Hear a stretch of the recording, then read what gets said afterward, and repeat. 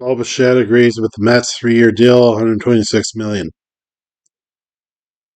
I'm upset about it, no, because the way that the Jays treated Bo throughout his playing time, I think, was a little bit annoying. There was a point there where he fought, I think, once or twice for arbitration, where the Jays didn't come to a deal with him when they did with Vladimir Guerrero Jr. There was reports that the Jays were not really looking at Bichette because he was, injuries have, piled up. Fair enough.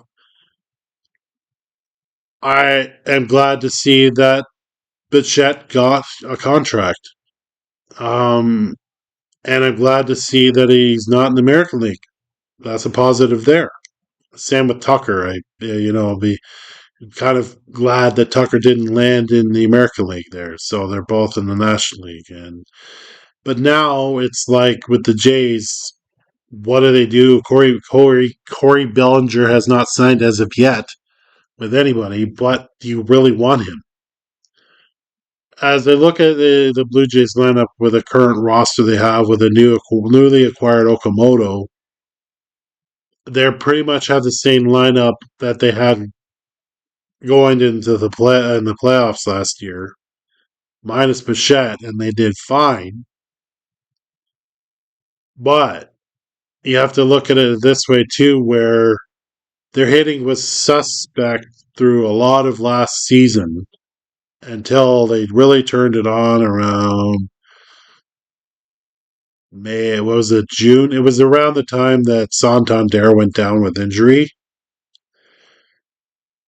I hope that Santander wakes up this year and actually hits the damn ball because otherwise he's going to be a wasted spot in that lineup and the Jays have nowhere to put him. With Santander that got injured during the playoffs, it was probably a blessing in disguise because other guys could step up. So the negative thing with this too is you have Springer in his last year with us. So Springer's gone after this year. So we lose basically our center fielder or outfielder with possible, numbers that he put up last year, which was incredible. So there's that problem. Who are they going to fill that hole with? Are we going to wait until the July trade deadline at that point for a possible fill replacement for Springer going into whenever the hell baseball plays again? Because we have the possible lockout looming in December at the end of this year. I'm not sad that Bichette's gone, but I am concerned with the roster spot here now. You didn't get Tucker, you didn't get Bichette. So what do you have left? You're gonna have to go with like a B player now, whatever's available. Uh, I don't think the Jays are gonna land Bellinger. Uh, I'm surprised he hasn't signed yet. I think he's going to probably sign with the Yankees. Well, I could be wrong, but I have a feeling that he's going to sign with the Yankees at this point. I don't think Boston will look at him. Uh, None of the other teams in the East are probably looking at him. Baltimore's stacked. The Orioles are good, and I think they're going to be a pretty damn good team this year. I think last year was a fluke. They just had an off year, but I think Baltimore is pretty good. I think Baltimore is going to give the Jays a run for their money. If Boston kind of, has a resurgence, they can be an interesting team to watch. I think Tampa Bay and the Yankees, honestly, I don't think, you know, not saying they're not going to be a factor because you never know, because baseball's a weird sport like that. But if I had to pick like teams in the East to be interesting this year, it's going to be the Jays because of their additions and this offseason. Uh, Boston, who knows?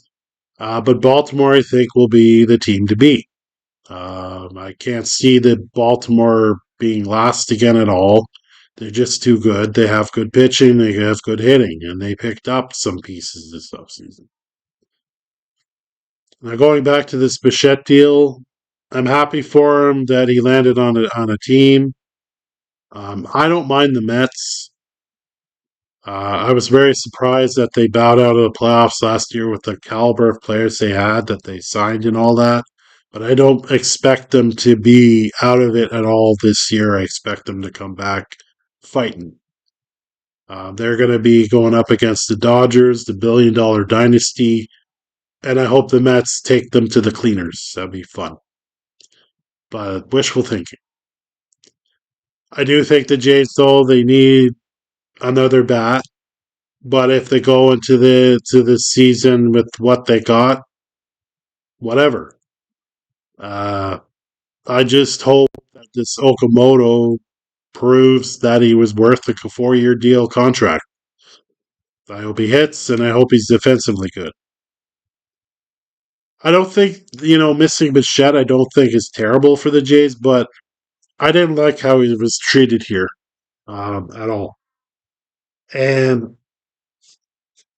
I'm glad that he got a contract. I'm happy for him. Like I said, I think the ownership screwed him over here a few times, and they could have signed him to a multi-year deal and didn't. Maybe there's something more beyond what we know with between him and the management, but it is what it is. So Bichette's gone, Tucker's gone. Who do the Jays have left to pick from if they're going to get another bat? I have no idea, but I don't think Bellinger is going to be a Jay. If it happens, it happens, but I don't believe that's going to be a thing. I think the Jays have been trying to get Bellinger for a while now, but I don't know. I don't see it happening. Anyway, that's my thoughts on the Bichette deal. It's just another really good player that the Mets add to their lineup there. They're pretty stacked over there, and I hope they give the Dodgers a run for their money. It'd be awesome. Or any National League team over there that gives the Dodgers a run for their money would be awesome to see. Anyway, that's it. There.